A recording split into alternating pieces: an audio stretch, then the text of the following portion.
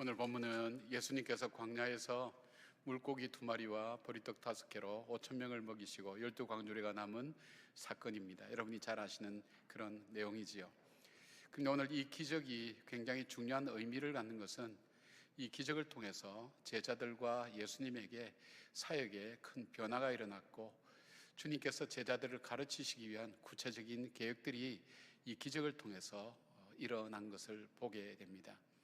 또한 단순히 일어난 기적뿐만 아니라 바로 사람들을 50씩 100씩 앉게 해서 나누어 주었던 그 떡과 그 보리떡과 이 물고기를 통해서 바로 성찬식과 초대교회의 시작이 되었다고 이야기하는 학자들도 있습니다. 물로서 포도주를 만든 것이 질적인 변화였다면 정말 보리떡 5개와 물고기 2마리 5,000명인 것은 양적인 기적이라고 그렇게 볼 수가 있습니다. 우리 현장에도 이런 질적인 변화와 더불어서 양적인 이 기적과 이적을 경험할 수 있으면 얼마나 좋겠습니까? 아마 이것이 우리 인생에 있어서 어떤 커다란 전환점이 될 수 있을 거라고 생각됩니다. 특별히 여러분 중에 체험을 가지신 분들은 여러분 삶의 큰 분기점이었던 계기가 이런 일들을 경험하고 체험하고 난 다음에 삶의 방향이 달라지고 삶의 자세가 달라지고 삶의 목표가 달라졌던 그런 변화들을 분명히 경험하셨으리라고 그렇게 믿습니다. 오늘 이 말씀을 통해서 오병이어의 이 기적의 축복이 여러분의 가정과 삶 가운데도 임할 뿐 아니라 오늘 이걸 표적이라 그랬죠.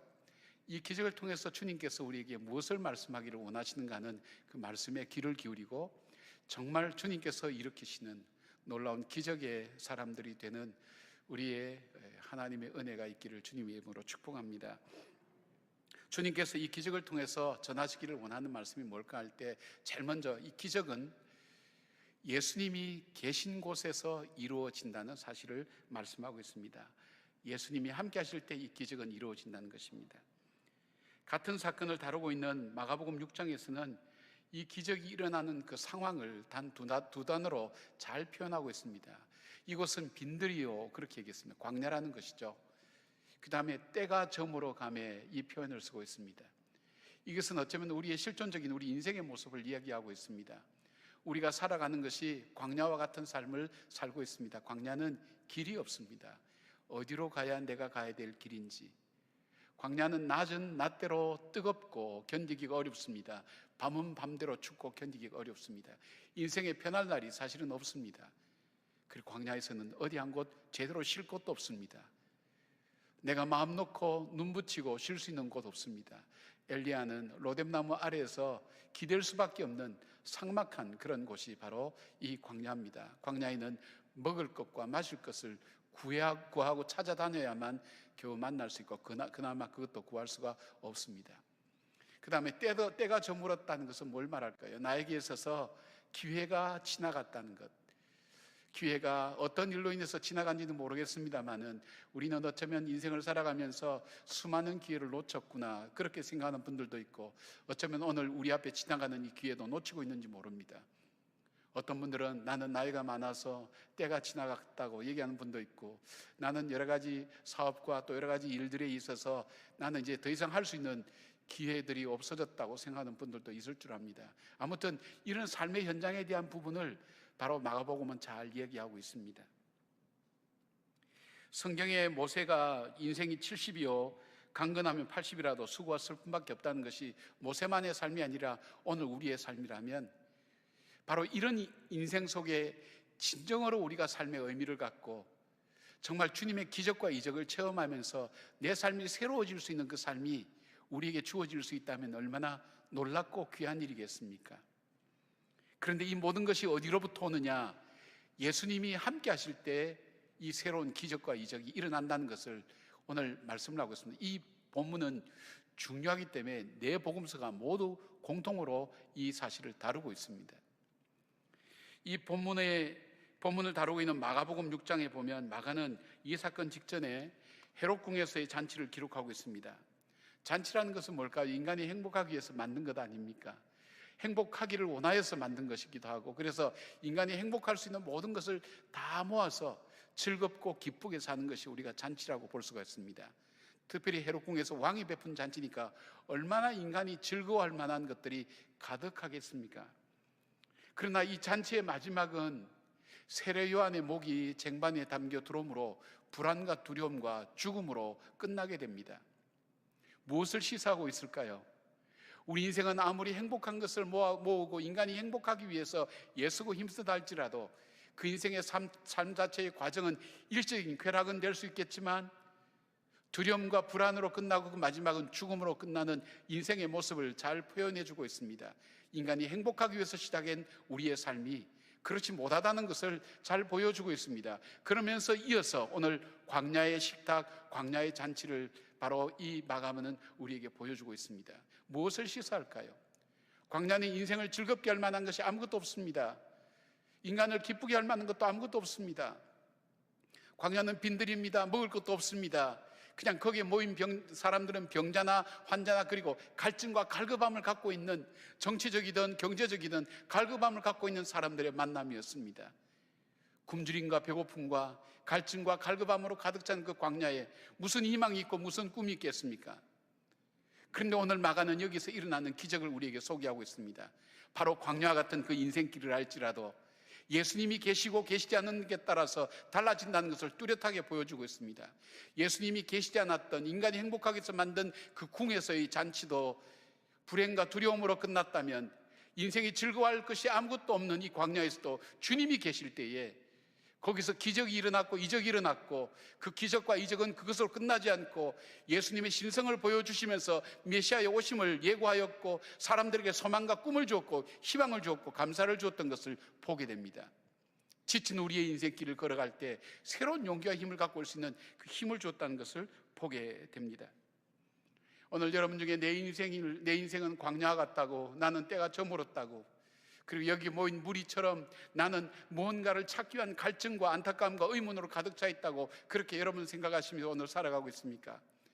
오늘 이 복음서가 우리에게 말씀해 주고 있는 것, 바로 이 모든 것의 해결, 바로 광야에서 일어나는 그 기적의 역사의 중요한 것은 예수님이 계실 때 일어났다는 사실. 그렇다면 여러분의 인생의 광야에 예수님을 초청하시기를 바랍니다. 내 인생의 광야에 예수님을 초청하시기를 바랍니다. 하나님, 나는 갈 길 모릅니다. 어떻게 해야 될지 알지 못합니다. 주님, 나에게서 기회는 다 지나간 것 같습니다. 앞으로 내 인생을 어떻게 살아야 보람 있게 살아야 될지 나는 알지 못하겠습니다. 내 인생의 의미를 못 찾겠습니다. 나는 내 인생의 방향도 잡지 못했습니다. 내 인생의 기준이 뭔지 혼돈과 혼란 속에 있습니다. 어디로 가야 참으로 풍족함을 얻을지 나는 알지 못하겠습니다. 하나님, 나는 어떻게 살아야 됩니까? 코로나 때문만이 아니라 우리 삶에 있어서 그 어려움이 있을 때 그 현장에 예수님을 초청하시길 바랍니다. 그리고 그렇게 고백하시길 바랍니다. 예수님, 주님은 나의 구세주며 나의 주인 되신다는 그 고백과 더불어서 바로 내가 살아가고 있는 내 삶의 이 광야의 현장을 주님께서 보시고 아시고 들으실 수 있도록 말씀하시길 바랍니다. 전하시길 바랍니다. 계속해서 주님께 아뢰시길 바랍니다. 주님, 내 삶 속에 개입하여 주십시오. 나의 삶 속에 함께하여 주시옵소서. 저도 인생을 살아오면서 광야 같은 인생 자체가 힘들지만은, 그러나 정말 힘들었던 그 순간 제 삶의 전환점은 예수님이 오실 때 변화될 수 있었습니다. 그래서 힘들고 어려울 때 저는 제 삶에 있어서 저희 노력도 하지만 더 중요한 것이 있다면 제 삶의 제 광야 속에 예수님을 초청합니다. 주님, 보시옵소서. 주님께서 말씀해 주십시오. 주님께서 나를 깨우쳐 주십시오. 나로 하여금 어떻게 해야 될지 주의 기적과 이적을 통해서 내 마음을 바꿔주십시오. 여러분, 정말 기적과 이적 중에 중요한 기적은 내 마음이 바뀐다는 것이 진짜 기적이라는 것을 체험 많이 했습니다. 내 마음이 불안하고 두려우면 세상 것이 다 이루어져도 의미가 없습니다. 그러나 내 마음에 평안이 찾아올 때, 기쁨이 올 때, 그 속에서 하나님께서 열어가시는 주의 길이 보이기 시작할 때, 그때 이적과 기적은 시작되는 것입니다. 사랑하는 여러분, 두려워하지 마시길 바랍니다. 불안해하지 마시길 바랍니다. 우리 인생이 걸어가는 길 앞에 낙담하지 말기를 바랍니다. 여러분의 인생의 광야에 주님을 초청하시는 그 광야에 주님과 함께 더불어 걸어가는 믿음의 사람들이 되시기를 주의 이름으로 축원합니다. 두 번째로 인생의 기적은 어떻게 해서 일어납니까? 바로 믿음의 순종을 통해서 일어나는 것을 말씀하고 있습니다. 계속 기적에 대한 말씀과 더불어서 순종에 대한 말씀을 계속 드리고 있다는 걸 여러분 알고 계실 겁니다. 주님은 홀로 일하실 수가 있습니다. 그러나 주님께서 일을 하시는 도구가 있습니다. 그것이 누군가 하면 믿음으로 순종하는 사람을 통해서 주님은 주님의 크고 놀라운 일을 감당하시는 것을 보게 됩니다. 이 믿음은 겨자씨만한 것이라 할지라도 산을 옮길 만한 믿음과 능력이 있다고 그랬습니다. 우리의 믿음이 아무리 겨자씨만큼 작다 할지라도 이 믿음은 산을 옮길 만한 능력으로 나타난다는 것입니다. 바로 이 믿음의 순종함을 통해서 하나님은 하나님 역사를 이루어 가신 것을 보게 됩니다. 본문에는 많은 제자가 있지만 주님은 특별히 아마 빌립을 지정해서 생각하셔서 오늘 말씀하고 있습니다. 빌립을 시험하기 위해서 질문했다고 했습니다. 빌립아, 이 많은 사람에게 음식을 먹이려면 어떻게 하겠냐 할 때 7절 말씀 보니까 빌립이 이렇게 대답합니다. 빌립이 대답하되 각 사람으로 조금씩 받게 할지라도 200데나리온의 떡이 부족하리다 라고 대답합니다. 여기 한 데나리온은 한 노동자가 하루에 받는 품삯을 말합니다. 그럼 200데나리온은 무려 한 사람이 7개월 내지 8개월 동안 일을 해야 벌 수 있는 돈을 얘기합니다. 그 정도의 돈이 있는데 우리에게는 그 정도의 돈이 없다는 겁니다.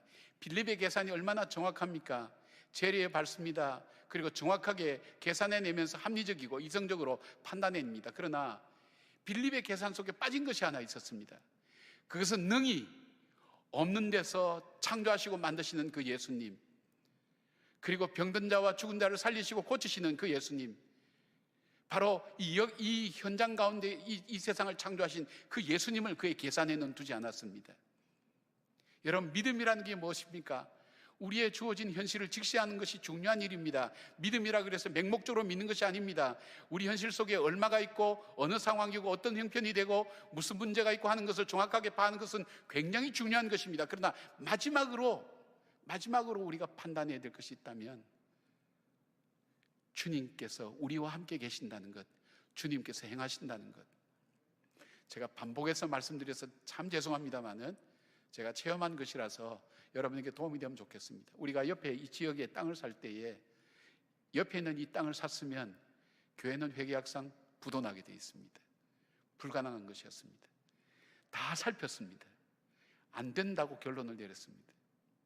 근데 제가 처음 우리 교회 왔을 때에 하나님이 이 옆에 땅을 달라고, 교회가 설 수 있는 땅으로 달라고 이 돌면서 기도한 분들을 제가 많이 봤습니다. 마음속에 이 마음이 들어오는 거예요.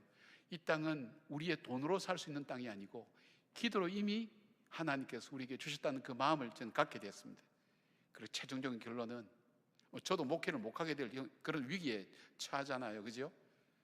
그렇지만 하나님의 뜻이 무엇인가? 하나님, 주님께서 함께 계시면 할 수 있습니다. 금년에 빚 다 갚았습니다. 이 옆에 땅에 대한 빚 다 갚았습니다. 아멘 좀 해도 되는데 여러분 너무 안 하시는 것 같아요. 너무 점잖으신 것 같아요. 예. 여러분은 보통으로 봤지만 저는 남다른 감격이 있습니다. 왜냐하면 그만큼 위험했습니다. 위기였고 불가능했습니다. 그러나 하나님께서 정말 하십니다. 내 계산 속에 주님을 카운트하지 않았던 바로 이 생각들이 어리석은 생각이 되었다는 것을 알게 된 것입니다. 그리고 성경은 또 한 사람을 이야기하고 있습니다. 그것이 누군가 하면 안드레입니다. 안드레는 보면 그렇게 크게 부각될 만한 일을 한 이런 사람은 아닙니다. 그러나 오늘 성경을 보면 안드레와 베드로를 동시에 소개하고 있습니다. 그 이유가 뭘까요? 초대교회의 가장 훌륭한 이 베드로를 예수님께로 인도한 사람이 누군가 하면 안드레입니다. 안드레의 역할이 얼마나 중요한 역할을 했는지 알 수가 없습니다. 그런데 이 안드레는 예수님이 이 말씀하신 걸 듣고 그는 무리 가운데 들어가서 거기에서 어린아이를 통해서 물고기 2마리와 보리떡 5개를 갖고 왔습니다. 그리고 예수님께 드리면서 주님, 이거밖에 없습니다. 어떻게 하겠습니까? 어떤 자세입니까? 주님이 큰 무리 앞에 이 작은 것 가지고 될 수 있다는 확신 갖고 있지는 않습니다. 그러나 주님이 말씀하실 때 적어도 그 말씀에 순종해서 내가 할 수 있는 최선을 찾아보는 그 모습, 순종하는 그 모습을 우리 주님은 귀하게 보시고 그것을 받으셨습니다. 받으시고 기도하셨습니다. 축사하시고 기적과 이적의 역사가 일어난 것을 바라봅니다. 사랑하는 여러분, 우리는 우리의 능력은 작은데 우리가 해야 될 일은 얼마나 커서 우리는 할 수 없다고 포기하고 그냥 시작도 하지 않는 경우를 많이 바라봅니다. 그러나 우리의 삶 가운데 우리 주님이 나와 함께 하신다는 그 믿음이 우리 속에 들어왔을 때는 지금 내 눈에 아무 증거 보이지 않아도, 내 귀에 아무 소리 안 들린다 할지라도 주님이 나와 함께 하신다 할 때 그 말씀을 믿고 내가 할 수 있는 아주 작은 것, 보잘것없지만 작은 것이라도 할 때에, 여러분, 이 장정만 5천 명 모인데 보리떡 5개와 물고기 2마리가 무슨 의미가 있겠습니까? 의미가 없습니다. 그럼에도 불구하고 주님의 말씀을 듣고 현장으로 비집고 들어가서 그 어린아이의 작은 도시락을 갖고 와서 주님께 드리면서 말씀드리는 그 삶의 자세를 말하는 것입니다. 작은 순종, 내가 하나님 앞에 작은 순종으로 드리겠다는 그 마음, 주님은 그것을 귀하고 크게 쓰신다는 것을 우리에게 보여주고 있습니다.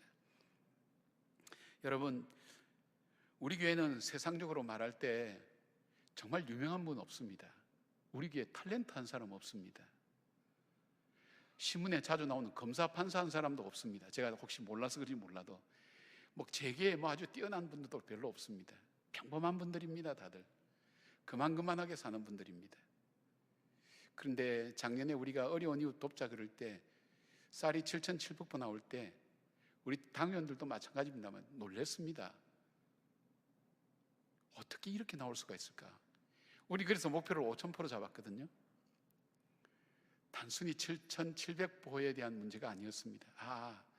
우리 성도들이 힘들지만 어렵지만 더 어려운 사람을 위해서, 그리고 우리가 주님의 말씀을 듣고 무엇인가 순종하고 싶은 작은 마음이라도 자기가 할 수 있는 최선을 다했던 그것이 모아지면서 기적적인 역사가 일어났습니다. 우리가 헌혈할 때도 마찬가지입니다. 우리가 큰 교회도 있습니다. 몇만 명 되는 교회도 있습니다. 그러나 그 다른 교회들 다 합친 숫자보다도 우리 교회 헌혈한 숫자가 많았습니다. 단순히 많습니까? 아닙니다. 하나님께서 내게 주셨을 때, 나는 능력 없지만, 나는 부족하지만 주님께서 내게 주신 그 사명을, 하나님, 내가 순종하는 흉내라도 내겠습니다. 내가 할 수 있는 것은 작은 거라도 하겠습니다.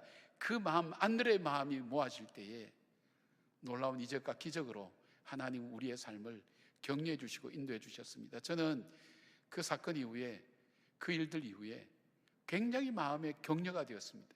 힘이 되었습니다. 우리 성도님들을 다시 보게 되었습니다. 이전에도 다시 봤지만은 다시 보게 되었습니다. 존경하게 되었습니다. 사랑하게 되었습니다. 하나님께서 우리에게 주신 그 안드레들이 가득한 교회, 크게 대단한 사람 없어도 하나님 말씀 앞에 내가 갖고 있는 것 중에 최선을 다해서 하나님 말씀 앞에 순종하기를 원하는 바로 그 사람들이 가득한 바로 이들을 통해 광야 같은 이 시대 속에 하나님의 역사를 열어갈 거라는 확신을 갖고 있습니다. 아멘 하신 분에게만 이 은혜가 임하기를 축원합니다. 아멘. 여러분, 정말 그렇게 되기를 원하는 것은 아멘하고 그렇게 하십시오. 여러분 워낙 점잖아서 말씀 마음으로도 하지만은 표현도 중요합니다. 사랑하는 여러분, 릴레이 기도를 이어갈 때도 봅니다. 기도하는 그분들의 모습을 전 뒤에서 볼 때도 정말 이 기도 시간에 이 공백을 하나님께서 이 교회의 기도를 나에게 맡기셨다고, 교회가 기도하는 등불이 꺼지지 않고 그 향이 꺼지지 않도록 하나님께서 나에게 맡기셨다는 그 사명감 가지고 기도하는 모습을 뒤에서 볼 때 경건이 뭔가 하는 것을 볼 수가 있었습니다. 하나님 앞에 기도하는 모습 속에 작은 공간에 와서 혼자 기도하는 모습이지만 기도 속에 하나님께서 나에게 맡겨주신 일들을 내가 할 수 있는 최선을 다해서 하겠다는 그 마음, 특히 연세 많으신 어른들 오셔서 어려운 걸음하셔서 기도하는 모습 보면 감동입니다. 여러분 무엇일까요? 안드레입니다. 하나님은 그 안드레 같은 순종하는 사람을 통해서 하나님 역사를 이루어 가신다는 것. 그래서 여러분 힘들고 어려울 때 인생이 광야같이 절망된다 할지라도 낙담하지 말고 200데나리온이나 300데나리온의 돈이 더 있어야 되겠다고 그렇게 생각하면서 낙담하지 마시고 무엇을 하라고요? 내가 할 수 있는 것 최선 다해서 주께서 드리는 순종할 때 주님은 그 순종 보시고 하나님의 일들을 펼쳐나가신 것을 보게 됩니다. 그 믿음이 여러분 가운데 충만하기를 축원합니다. 세 번째로 인생의 기적은 자기 것을 희생하고 헌신할 때 일어납니다. 사람들은 기적을 갈구하지만 다른 사람이 이뤄놓은 것을 바라보고 누리려고만 합니다. 물론 기적의 현장에 있어서 함께 그 기적을 바라보면서 보리떡과 물고기를 먹으면서 기뻐하며 즐거워할 수도 있지만, 그러나 더 중요한 것이 있다면 내가 그 기적의 주역이 되어서, 기적의 마중물이 되어서 하나님 앞에 쓰임받고 싶은 마음이 없습니까? 그 쓰임받고 싶은 마음이 있다면 반드시 희생이라는 것이 있습니다. 여러분, 세상에 저절로 되는 일은 없습니다. 희생이라는 것을 거치지 않고는 나오지는 결과물이 없습니다. 다른 사람이 저분은 원래 잘하는 모양이다 저렇게 하신 겁니다. 절대 그렇지 않습니다. 남들 모르는 희생이 그 속에 있습니다. 또 내가 이만큼 설 때는 남들 모르는 희생에 뒷받침되어 있다는 것을 우리가 아셔야 됩니다. 바로 오늘 이 오병이의 역사는 한 어린아이가 자기가 먹을 도시락을 아무런 조건 없이, 신령이 보냈다는 얘기도 없어요. 그냥 조건 없이 내놓은 아이에게서는 희생이었습니다. 희생과 헌신을 할 때 하나님은 그것을 받으셨습니다. 받으시고 축사하셨습니다. 그것을 나누어 주셨습니다. 그것이 많은 사람에게 배부르게 하며 풍성케 하며 함께 나눌 수 있는 축복이 되었습니다. 만약에 이 아이가 그대로 갖고 있었다면, 자기 것 그대로 갖고 있었다면 물고기 2마리와 보리 5개에 불과한 겁니다. 그러나 주님께 드렸을 때에 희생인데 없어진다고 생각했는데 없어지는 것이 아니라 더 풍성하게 만들어 가시는 것이 하나님의 놀라운 기적의 역사였습니다. 이동호 목사님 요한복음 강의 읽다 보니까 세계적인 지도자였던 D.L. 무디에 대한 이야기를 소개하고 있어서 같이 좀 소개하고 싶습니다. 보스턴에서 구두공으로 살았던 이 D.L. 무디, 그에게 에드워드 킴볼이라는 선생님이 찾아와서, 주일학교 선생님 찾아와서 그에게 전도를 했는데 그 전도가 그의 마음에 와닿았습니다. 그를 통해서 예수 그리스도를 정말 자신의 구세주로 인격적으로 영접하게 되면서 자기에게 그런 마음의 빚을 지게 된 겁니다. 정말 나도 이 복음을 전해야 되겠다는 거, 내가 받은 이 빚을 전해야 되겠다 이 생각을 하고 특별히 나서지를 못하고 있다가 그가 시카고로 옮겨서 거기 잡화점을 열고 그걸 구체적으로 옮기기로 했습니다. 그러기에는 그는 많은 배움이 없었기 때문에 어떻게 할까 하다가 주일학교 교사를 하면서 재밌는 일화들이 많습니다. 16명의 아이들을 훈련시켰습니다. 그리고 불과 얼마 가지 않아서 이 무디가 맡고 있는 반은 1000명의 어린이가 모이게 되었습니다. D.L. 무디는 배움이 별로 없는 사람입니다. 그럼에도 불구하고 D.L. 무디는 세계에서 가장 복음을 많이 전한 사람이 되었습니다. 어떤 분이 그에게 질문했습니다. 당신이 어떻게 그렇게 많은 복음을 전하는 사람이 될 수 있었냐고. 그때 그는 이렇게 대답합니다. 저는 어느 날 한 설교자가 세상은 하나님의 뜻에 단순히 온전하게 헌신하는 사람들을 통해서 하나님이 하실 수 있는 일을 아직도 하고 계신다고. 그러니까 단순하게 온전하게 헌신하는 사람들을 하나님 사용하셨어요.